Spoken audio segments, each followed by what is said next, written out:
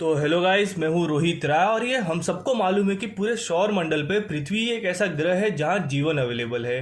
लेकिन निरंतर बढ़ती आबादी और बढ़ती प्रदूषण चिंता का विषय बनते जा रहा है। और जिस स्पीड से दुनिया मॉडर्न हो रही है और टेक्नोलॉजी का यूज कर रही है, जल्द ऐसा समय आ जाएगा जहाँ एक इंसान को जिंदा रहने के लिए जो नेचुरल रिसोर्सेस हैं, हवा, पानी और जमीन, उसके लिए भी टेक्नोलॉजी के भरोसे रहना पड़ेगा। अब आप में से बहुत लोगों ने शॉर्ट मूवी कार्बन देखी होगी, नवाजुद्दीन सिद्दीकी और जैकी भगनानी की, जो 2017 में आई थी। अगर नहीं देखी है तो जरूर देखना, 25 मिनट की है और यूट्यूब पे अवेलेबल भी है। तो उसमें 50 साल बाद दुनिया कैसी रहेगी उसके बारे में बताया है। उसमें दिखाया है कि 2067 में 2067 में पृथ्वी पे हर तरफ कार्बन ही होगा और आपको दुकानों से ऑक्सीजन सिलेंडर खरीदना होगा सांस लेने के लिए और जिंदा रहने के लिए। और जितने भी अमीर लोग होंगे वो मार्स पे होंगे। तो इस मूवी के लेखक ने जो भविष्य में होने वाला है उसकी सच्चाई दिखाई है। और ये बस मूवी नहीं है, अब ये सच्चाई बनते जा रहा है। जैसे एक रिपोर्ट में बताया गया कि भारत में 2030 तक 40% लोगों के पास पीने का पानी अवेलेबल नहीं होगा। और अब भारत में भी जगह जगह पे ऑक्सीजन बार ओपन हो गए हैं जहां पे लोग फ्रेश एयर लेने के लिए जाते हैं। तो इन शॉर्ट हम सबको पता है कि कुछ सालों में पृथ्वी पे रहना कितना मुश्किल हो जाएगा और इसका अंदाजा हमारे साइंटिस्ट को बहुत पहले से ही है। इसलिए कई सालों से दूसरे ग्रहों पे जीवन बसाने के बारे में रिसर्च चल रही है। मंगल और चांद पे कई बार स्पेसक्राफ्ट भेजे गए हैं रिसर्च करने के लिए और वहां आज नहीं तो कल जीवन बसाया भी जाएगा। लेकिन किसी ने शुक्र ग्रह यानी वीनस पे जीवन के बारे में नहीं सोचा था। और अभी रिसेंटली नेचर एस्ट्रोनॉमी नाम के जर्नल में एक पेपर पब्लिश किया गया और उसमें यूनाइटेड किंगडम के कार्डिफ यूनिवर्सिटी के प्रोफेसर जेन ग्रीव्स और उनके टीम का कहना है कि शुक्र ग्रह पे जीवन होने का संकेत मिला है। अब पहले तो आपको बता दूं कि ये बात दिलचस्प क्यों है।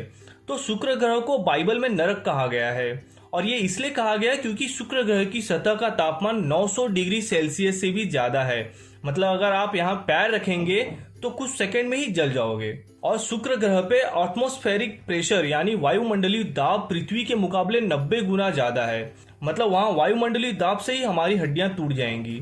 और यहाँ सल्फ्यूरिक एसिड की बारिश भी होती है और ऐसे जगह पे जीवन का संकेत मिलना थोड़ा दिलचस्प तो है ही। दरअसल जेन ग्रीव्स और उनकी टीम काफी समय से शुक्र ग्रह पे टेलीस्कोप की मदद से नजर रख रही थी और उन्हें मालूम चला कि शुक्र ग्रह पे फॉस्फीन गैस काफी मात्रा में अवेलेबल है। अब फॉस्फीन गैस या तो इंसान बना सकता है या सूक्ष्म जीव। आपको बता दूं कि हमारे यहाँ फॉस्फीन गैस कारखाने में बनाई जाती है। इसे वर्ल्ड वॉर 1 में केमिकल वेपन की तरह यूज किया गया था और इसे अब खेती में भी यूज किया जाता है और सेमीकंडक्टर इंडस्ट्री भी इसका यूज करती है। तो ये बात तो कंफर्म है कि शुक्र ग्रह पे कोई कारखाना या इंडस्ट्री तो है नहीं जो ये गैस बना रही है। इसका मतलब वहाँ सूक्ष्म जीव अवेलेबल है जो ये गैस बना रहे हैं। और जैसे मैंने आपको बताया कि वहाँ सल्फ्यूरिक एसिड की बारिश होती है।